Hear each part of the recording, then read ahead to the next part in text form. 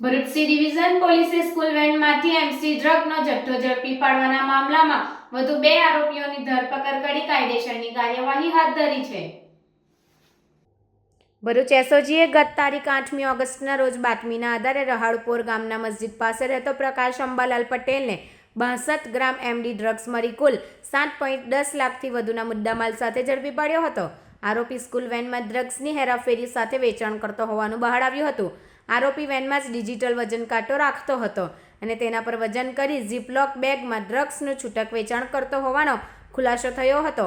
ત્યારે આ ગુનામાં સંડોવાયેલ અન્ય 2 આરોપી રહાડપોર ગામના અહેમદ ખાન ઉર્ફે શાહરૂખ, શૌકત ખાન પઠાણ, ગુલામ ફરીદ અબ્દુલ્લા પટેલને પોલીસે ઝડપી પાડ્યા છે। ઝડપાયેલ બંને આરોપીઓ મુખ્ય આરોપીઓ સાથે મળી નશાનો કાળો કારોબાર ચલાવતા હોવાનું બહાર આવ્યું છે।